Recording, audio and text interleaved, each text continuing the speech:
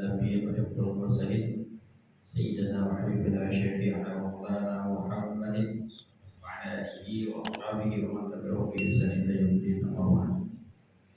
Para jamaah rahimahullah, khusus yang sama kita hormati dan Allah muliakan para asatidz, para ustaz, para beliau, para ustaz Susilo, para ustaz Kiki, para bapak Darwadain, serta seluruh jajarannya dan juga seluruh pengurus, bapak-bapak, ibu rahimahullah. Sebelum kita mulai kajian, mari kita baca Quran Suratul Fatihah.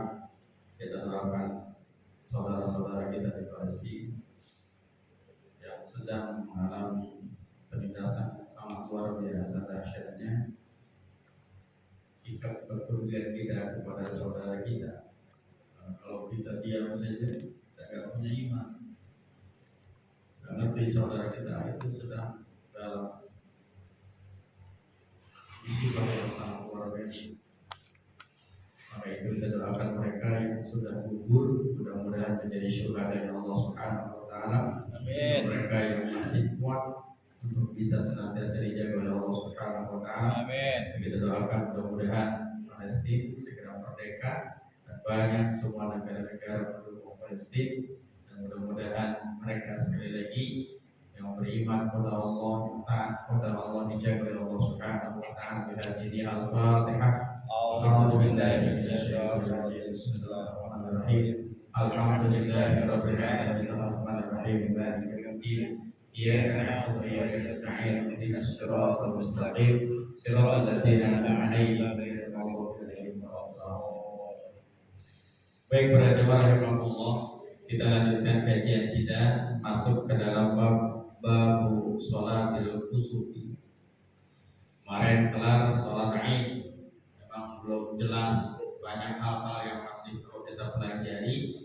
Mungkin nanti setelah khatam kitab ini kita cari lagi kitab-kitab yang lain yang bisa menjadi muatan ilmu buat kita dan juga menambah wawasan kita. Semakin kita banyak belajar, insya Allah ibadah kita semakin sempurna. Maka itu masuklah kepada bab sholatil kusufi, bab sholat gerhana. Anil Mughirah bin Syu'bah, dari Mughirah bin Syu'bah radhiyallahu anhu qala, semoga Allah meridhai Al-Mughirah bin Syu'bah, qala berkata,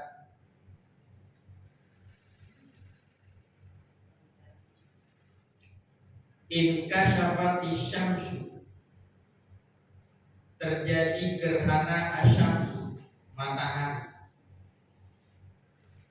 ala ahdi Rasulullah sallallahu alaihi wasallam, ketika atau pada masa Rasulullah sallallahu alaihi wasallam, yauma, di mana hari itu mata meninggal Ibrahimu, Sayyid Ibrahim. Faqala nas, maka kemudian berkatalah manusia, in kasyafati syamsu, gerhana matahari ini, limauti Ibrahim, karena meninggalnya Ibrahim, Sayyid Ibrahim. Faqala Rasulullah sallallahu alaihi wasallam, maka bersabda Rasulullah sallallahu alaihi wasallam, inna syamsa, sesungguhnya syamsun matahari, wal qamar dan bulan, ayatani, dua tanda-tanda, min ayatillah, daripada tanda-tanda kebesaran Allah. La yankasifani, tidaklah terjadi gerhana, limauti, karena meninggalnya, ahadin, seseorang, wala lihayatihi, dan tidaklah karena kelahirannya. Fa'idha, maka apabila ra'aitumu, kamu sekalian melihat huma, keduanya itu gerhana, fad'u, maka berdoalah kalian Allah, kepada Allah, wasallu, dan salatlah kalian. hatta sehingga tankashifa selesai itu khusyuknya gerhana. Muttafaqun alaih wa fi riwayatin lil Bukhari, maka dalam sebuah riwayat Imam Bukhari, hatta tanjadi sehingga terang kelar. Ya. Nah, ini tentang sholat gerhana. Yang zaman dulu ini suka dikait-kaitkan. Bahkan dulu kalau nggak salah, kalau ada gerhana nggak boleh melihat air. Sumur ditutupin, terus nggak boleh ngaca. Katanya nanti kalau kena muka, mukanya rusak. Nanti kalau kena bayangan itu gerhana kemudian mantul ke muka, maka itu nanti katanya mukanya hancur. Begitu. Itu kata orang zaman dulu. Singkong pengalaman yang gimana? Kalau ada gerhana, takut gak? Dulu masuk kolong balik kok ya? Tuh, masuk kolong balik, ketakutan. Dibilang ini ada gerhana, pada nyumput. Orang putih apa lagi takut sama gerhana? Takut orangnya dimakan sama gerhana. Ya, maka ada istilah kelapa dimakan bulan, gerhana. Nah itu apa itu yang terjadi? Sama apa zaman dulu. Sebelum diberikan pemahaman tentang syariat agama, konsep khusyuk atau gerhana, maka orang dulu juga menyangka dan menduga sesuai dengan adatnya bahwa apa? Setiap ada gerhana mesti ada kejadian. Pas banget ketika terjadinya gerhana itu meninggalnya Sayyid Ibrahim. Siapa Sayyid Ibrahim? Sayyid Ibrahim adalah anak baginda Rasulullah, putra baginda Rasulullah dari istri yang bernama Mariyatul Qibtiyah. Mariyatul Qibtiyah ini adalah seorang wanita cantik yang masih muda. Dulunya budak seorang raja, tapi raja itu dikirim surat sama baginda Rasul suruh masuk Islam. Tapi raja itu raja baik, dia tapi nggak mau masuk Islam karena dia mendengar kisahnya Rasulullah dan kisahnya Islam, maka dia tertarik, tapi dia nggak mau masuk Islam. Kemudian apa? Raja itu ngasih 2 budaknya disuruh bawa pulang. Ini 2 budak nih oleh-oleh dari kerajaan bawa pulang ke tilik sandinya baginda Rasul yang menyampaikan surat ke raja itu. Dibawa itu 2 budak. Dulu kan budak itu yang orang yang belum merdeka. Dia nggak punya hak apa-apa. Dikawinin nggak boleh, dinikahin nggak boleh. Tapi kalau dijadikan atau dikawinin boleh, tapi nikahin nggak boleh. Jadi dipakai boleh tapi gak dinikahin. Itu budak. Diapain dia boleh, budak mah. Mau dioper kek, mau diapain kan kasihkan, budak namanya juga. Di zaman jahiliyah begitu. Makanya perempuan nggak ada harganya bisa. Dulu perempuan itu nggak ada harganya. Cuman kadang lempar-lempar, termasuk laki-laki juga yang menjadi budak itu betul-betul akan habis disiksa. Gitu. Nah, ketika di tengah perjalanan 2 budak ini diceritakan oleh sahabat Rasul yang bawa surat bahwa Nabi Muhammad itu orangnya begini. Kemudian apa lagi? Islam itu begini. Loh, kok dua-duanya tertarik? Akhirnya apa? Mariyatul Qibtiyah ini masuk Islam. Mariyatul Qibtiyah namanya Maria, tapi karena dia punya seorang bapak dari kaum Qibti, maka disebutlah Mariyatul Qibti.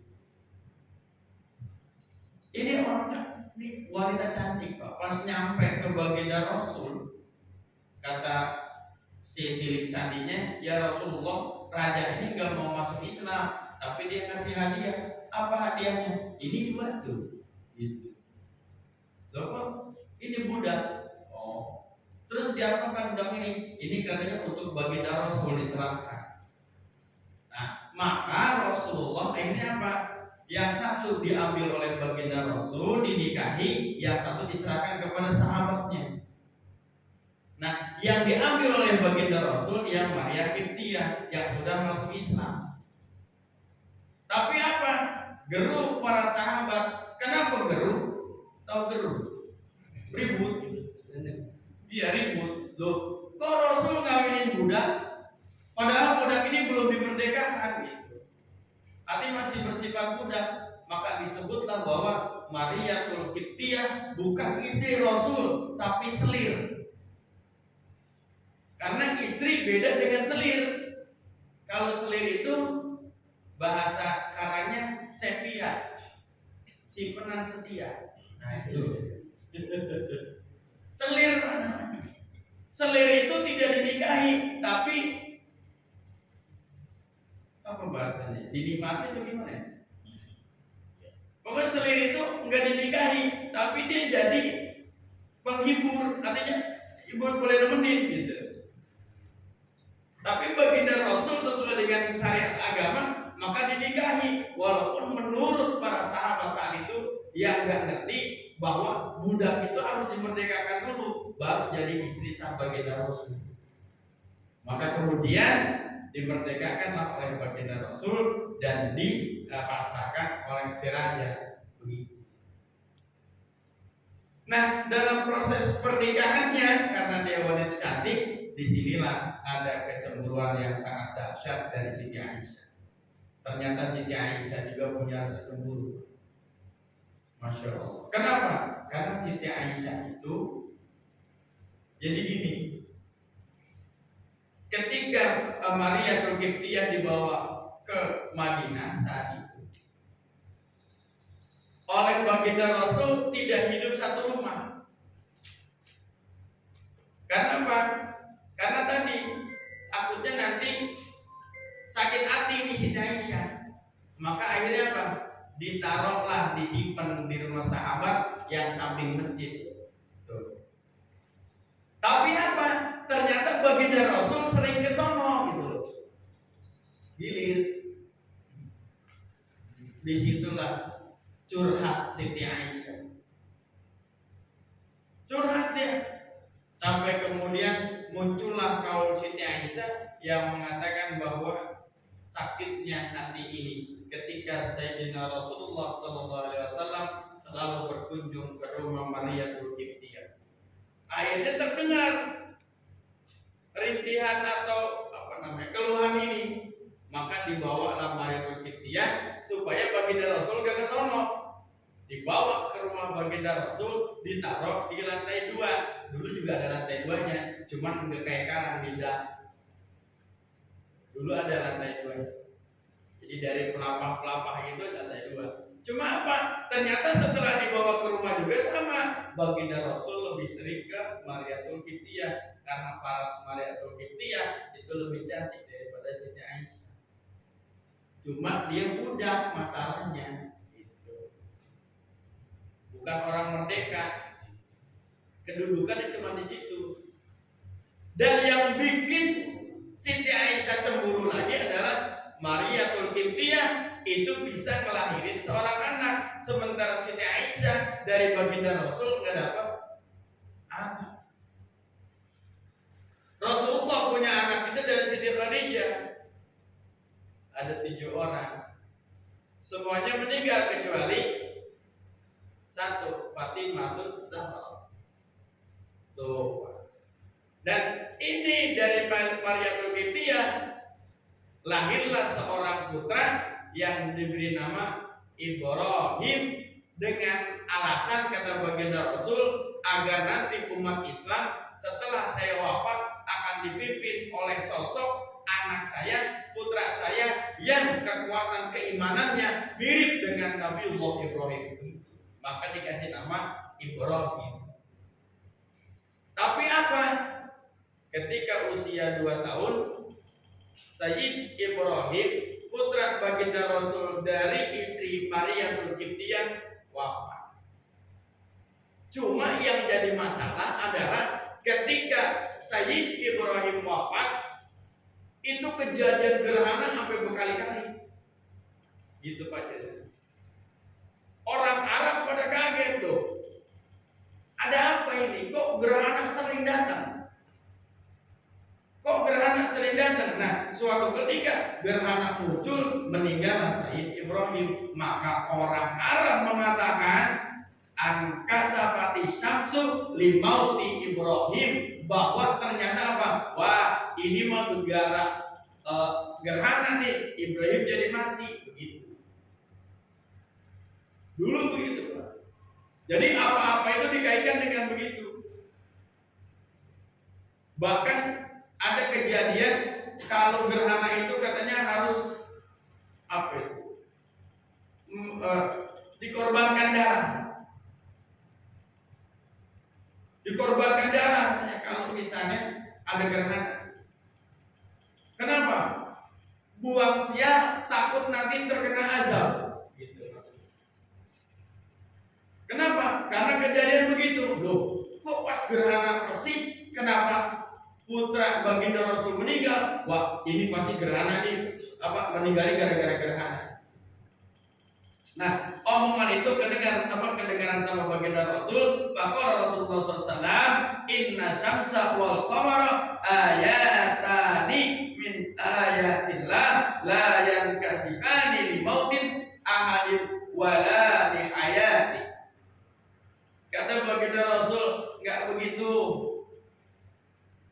Inna syamsa, sesungguhnya matahari, wal qamara, dan bulan, kalaupun itu terjadi dua gerhana, maka hakikatnya adalah samsun dengan qamar itu ayatin min ayatillah, ayatani, dua daripada kebesaran Allah, tanda-tanda kekuasaan Allah, min ayatillah, daripada tanda-tanda kebesaran Allah yang lain.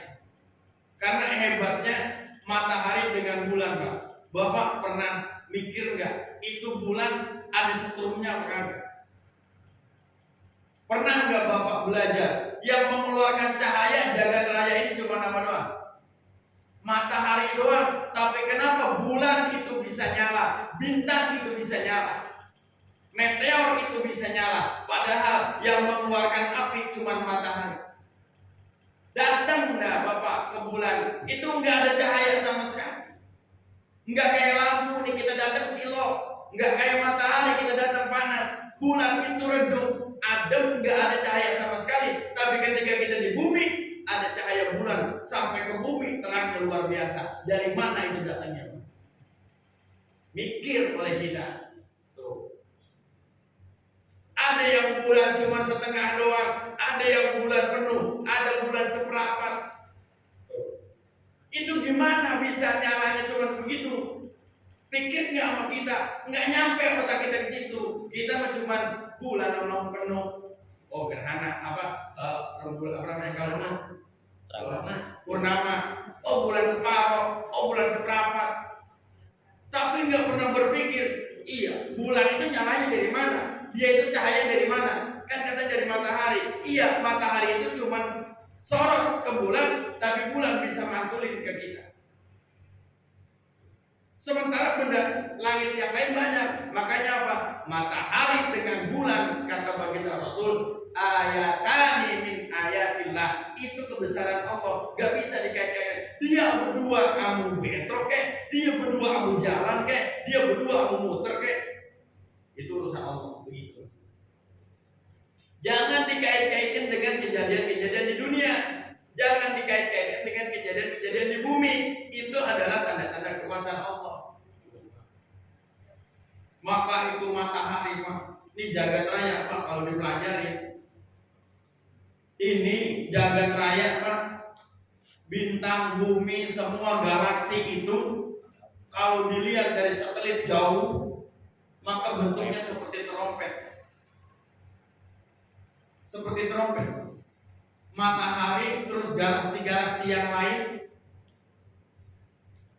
itu bentuknya seperti trompet. Matahari ini sebagai pongkolnya. Nanti begitu bentuk. Ini semua galaksi-galaksi, termasuk di dalamnya ini 9 planet, termasuk bumi, bulan, matahari. Kata ilmu pengetahuan, orang yang baru tahu matahari katanya diem, yang muter yang lain. Tapi ternyata salah. Ternyata semua galaksi yang berbentuk trompet itu, jagat raya segitu gedenya, dia itu ternyata apa? Setiap hari bergerak Pak mengelilingi jagat raya ini. Ini jagat raya luasnya luar biasa Pak. Dia ngegerak itu kemana aja kayaknya. Cuman kita nggak berasa, kita lagi duduk aja begini. Padahal kita sedang bergerak. Belum pergerakan bumi yang muter dengan porosnya. Belum pergerakan bumi yang mengelilingi matahari. Belum pergerakan bumi sesuai dengan tadi bentuk galaksi. 3 kali Pak kita bergerak, tapi begini aja dia. Persis dengan kereta cepat, bus Jakarta Bandung. Nggak ada gerakan sama sekali, walaupun perjalanan begitu cepat. Tuh Pak, ini bumi begitu. Jadi kita ngayap ini Pak bareng-bareng. Bahkan apa? Ngayap bareng-bareng, tapi nggak bergeser sedikit pun. Matahari, bulan itu porosnya, apalagi itu planet-planet Mars, Merkurius, Pluto dan lain sebagainya. Belum lagi yang punya cincin-cincin.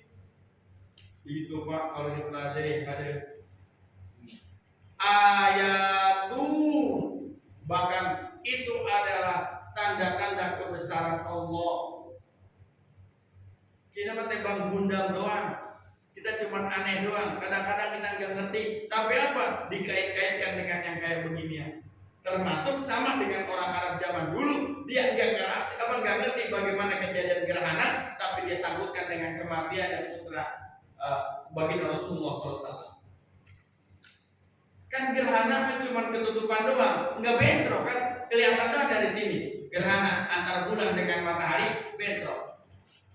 Padahal apa? Dia nggak bentrok jauh, cuma kebetulan menghalangi. Jadi bulan yang dekat menghalangi matahari. Matahari begitu jauhnya di sono, matahari bulan dekat, maka bulan hampir mirip dengan matahari. Padahal apa? Besar matahari itu sekian kali lipat daripada bulan. Matahari Pak tiap hari itu dia melepaskan arangnya, ibarat kalau bahasa kita arang. Nih arang kita bakar, kan ada putih-putihnya tuh.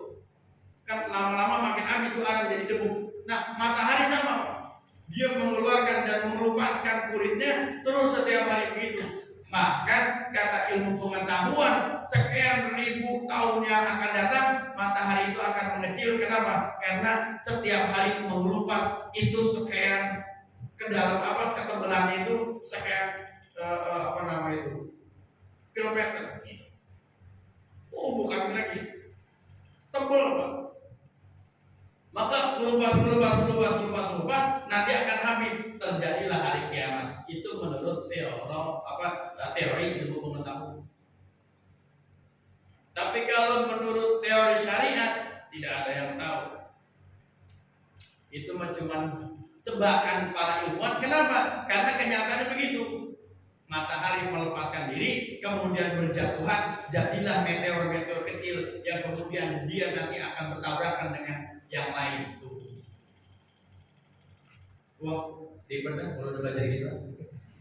Kudu ada videonya. Kalau ada videonya orang nganti-nganti tiba ngomong. Artinya apa? Gerhana itu terjadi karena memang kekuasaan Allah gitu intinya. Enggak ada kaitannya dengan kejadian-kejadian yang lain. Maka kemudian apa? Fa'idza ra'aitumuhuma, maka apabila kalian ketemu yang namanya itu gerhana, baik itu matahari maupun itu gerhana bulan, fad'ullaha, maka berdoalah kepada Allah. Kemudian apa? Wasallu dan salatlah, namanya salat gerhana, khusuf dan khusuf. Kita sering rasanya. Berapa kali di masjid? Sering. Kalau setiap terjadi gerhana di sini ngadain apa kagak? Ngadain. kewajiban kita. Tujuannya satu, kita berdoa kepada Allah. Tujuannya satu, kita agungkan Allah. Gitu. Salat itu untuk mengagungkan Allah. Salat itu untuk mendekatkan diri kita kepada Allah. Udah, gak usah mikirin masalah gerhananya. Tapi itu adalah kekuasaan Allah. Kok bisa begitu?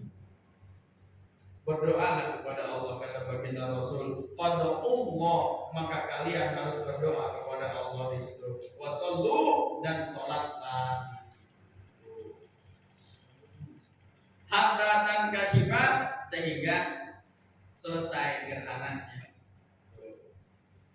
Maka diatur oleh para ulama sholatnya ada di zaman baginda Rasul, nanti disebutkan. Walil Bukhari, dan dari Imam Bukhari, min hadisi Abi Bakar, dari hadis Abu Bakar radhiyallahu anhu, fasallu, maka sholatlah kalian, wad'u, dan berdoalah kalian, hatta yang kasyifa, sehingga kelarlah itu gerhana, ma bikum, apa-apa yang menimpa kamu.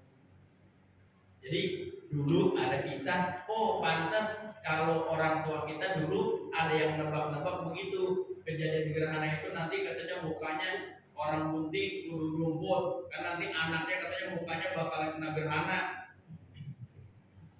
Maaf Pak, memang ada anak yang mukanya itu di sini hitam misalnya. Itu bukan karena dimakan bulan atau kena gerhana bulan. Karena memang kalau menurut dokter dalam proses reproduksi manusia itu harus ada etikanya. Jika antara ayat dengan ilmu teknologi, antara ayat Al-Quran dengan ilmu biologi itu kemudian dipadu-padankan atau diintegrasikan, itu semuanya sebetulnya nyambung. Artinya apa?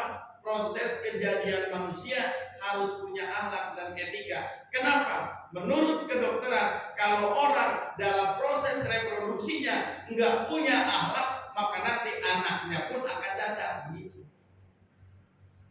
Ternyata itu betul. Dicari dalam ayatnya ada penjelasannya, kemudian hasil survei membuktikan oleh para medis itu akan terjadi. Terjadilah beberapa sindrom katanya.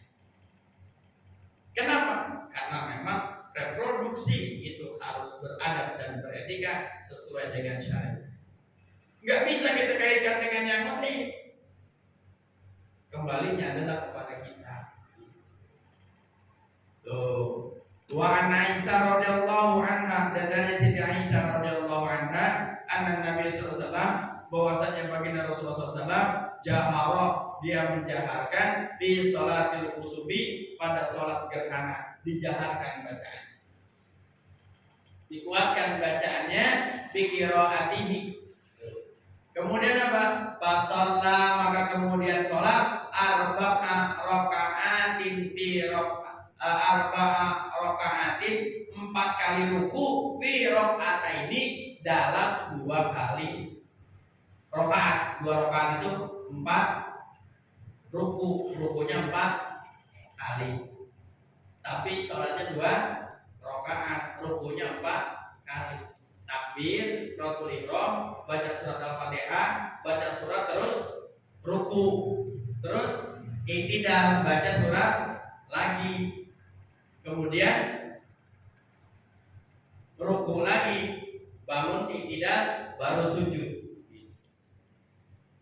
Wa arba'a sajadatin, dan juga 4 kali sujud. Rakaat pertama 2 kali ruku, 2 kali sujud. Rakaat kedua 2 kali ruku, 2 kali sujud. Jadi 4 ruku dan juga 4 kali sujud. Muttafaqun alaih. Wa hadza lafdzul Muslim, dan inilah yang kemudian diriwayatkan Imam Muslim. Wa fi riwayatin lahu, dan juga diriwayatkan dalam hal yang lain, fa wa'ata, maka kemudian menetapkan munadian, orang yang menyeru, yunadi ketika sholat, as-sholatu jami'ah, as-sholatu jami'ah. Jadi kalau kata bahasa kita mah ada yang ngangkat ngangkat khutbah sama sholat, mulai sholat, tapi bukan iqomah, Bilal. Nah, ini dalilnya gitu, Pak. Adapun redaksinya itu mungkin nanti bisa dipelajari. Tapi apa? Baginda Rasul nyuruh sahabat, ada yang menyeru. Kalau bahasa kitanya tadi itu bila itu berarti 2 kali. Pertama ketika mau khutbah, kedua ketika mau sholat. Ada dalilnya. Nah, ini adalah kaifiah daripada sholat khusyuk, sholat gerhana. Jadi gerhana itu tidak bisa kita kaitkan dengan yang lain. Tapi karena memang itu adalah kejadian-kejadian alam yang sangat hebat dan luar biasa. Termasuk kehebatan alam adalah bahwa menurut BMKG tahun ini adalah tahun terpanas sepanjang sejarah Indonesia. Sampai 38, 39 panasnya luar biasa. Jadi kalau kita keluar jam 12 siang dari sini misalnya pergi ke pasar, itu rasanya sepanjang jalan ditabuk gitu. Panas dan luar biasa. Udah panas dulu. Ini apa? Ayatin min ayatillah. Inilah salah satu kekuasaan Allah. Ya sudah, mau ngeluh gimana? Mau dibikin hujan buatan nggak ada yang sanggup. Siapa yang sanggup? Kemarin katanya Bogor bikin hujan buatan. Mana? Nggak ada. Cuma mendung doang. Garamnya kurang kali. Nggak ada yang bisa. Makanya kalau ada orang hajatan katanya bisa ngegeser hujan, hebat. Kalau itu orang hajatan minta sama dukun bisa ngegeser hujan, mendingan orang hajatan datang ke rumah dukun bisa ngedatengin duit. Buat apa? Bayar dangdut. Nah iya, semua itu adalah kehendak Allah. Taruh kita nanya sama 1000 orang pinter, kalau jarang kondangan, mau ada duit. Yakin saya mah. Orang jarang kondangan, dia punya tanya sama 1000 orang pinter, orang jarang kondangan, paling habis kriaan malah. Kenapa? Kembalinya kepada Allah, iman kita kuat. Nah, disinilah pentingnya kita mempelajari Al-Quran dan Hadis biar paham. Jangan sampai kita salah dengan apa yang Allah persembahkan kepada kita. Jangan sampai kita buruk sangka. Saya pernah belajar namanya tafsir hermeneutik. Tafsir hermeneutik itu muncul dari Barat. Dia baru sekitar tahun 2000 baru muncul tafsir hermeneutik. Apa maksudnya? Tafsir hermeneutik adalah memfokuskan kepada bahwa sebagai seorang ahli tafsir tidak boleh menduga prasangka Allah dan mereka tidak pernah tahu apa maksud Allah dalam ayat itu. Maka jangan coba-coba memprasangkakan kecuali dengan pengetahuan yang sangat hebat. Makanya kalau mau jadi ahli tafsir dia harus ngerti ilmu mantik, balaghah, nahwu, sharh, bayan dan sebagainya. Kalau nggak ngerti ilmu itu, ketika dia menyampaikan agama, salah mulu. Nggak ngerti nahwu sharh, nggak ngerti bayan, nggak ngerti mantik, nggak ngerti yang lain. Udah, akhirnya dikit-dikit salah lo. Zaman dulu nggak ada. Lu salah, jadi salah mulu. Tapi kalau ngerti semua ilmu yang Allah berikan kepada manusia sesuai dengan wa'allamal adama al-asma'a kullaha, Allah yang akan memberikan pemahaman tentang nama-nama dan juga allamal insana ma lam ya'lam. Allah yang akan memberikan pengetahuan kepada manusia yang tidak pernah tahu. Maka apa? Belajar terus dan belajar. Alhamdulillah sekarang juga saya masih terus belajar. Kemarin online, alhamdulillah beli kitab 4 jilid. Kitab apa aja bisa beli. Kalau nggak bisa baca, dan kalau nggak bisa baca, nanya sama kiai. Kita cari guru begitu. Alhamdulillah. Ya, ketika kita dikasih umur seperti ini, kita masih berkesempatan belajar. Maka pesan guru begitu. Udah belajar jangan sampai berhenti. Maka saya juga masih belajar, masih beli kitab. Alhamdulillah kemarin sudah beli kitab, pengen beli kitab Pokoknya kalau dapat rezeki pengen bikin kitab terus. Kerja penuh ya rumah dengan kitab. Ngerti apa kagak? Nanti di belakang. Itu yang penting ada pembacaan. Kalau kan itu kita ngerti bisa. Ya. Nah, itu sebagai apa? Upaya untuk kita menyempurnakan ibadah kecintaan kita kepada Allah Subhanahu wa taala. Maka mudah-mudahan kita terus dibimbing oleh Allah, terus diberikan taufik dan hidayah Allah Subhanahu wa taala, dan juga bisa istiqomah untuk taat ibadah kepada Allah bihadil al-Fatihah.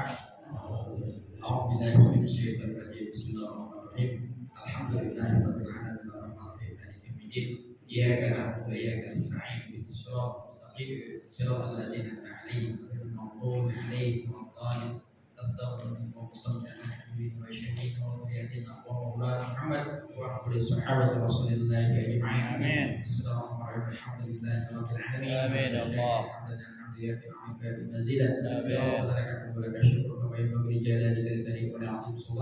اللهم صل على سيدنا محمد وعلى ال سيدنا محمد. اللهم تقبل منا انك انت السميع العليم وتب علينا انك انت التواب الرحيم.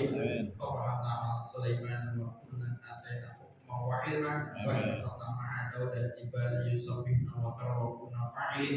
سبحانك لا علم لنا الا ما علمتنا انك انت العليم الحكيم. اللهم انفعنا بما علمتنا وعلمنا ما ينفعنا وزدنا علما والحمد لله على كل حال. اللهم انا نسالك علما نافعا في الدين والدنيا والاخره وعملا متقبلا ورزقا حلالا طيبا كثيرا مباركا. ربنا اتنا في الدنيا حسنه وفي الاخره حسنه وقنا عذاب النار. وصلى الله على سيدنا محمد والحمد لله رب العالمين. Allahu a'lam bishawab. Assalamualaikum warahmatullahi wabarakatuh.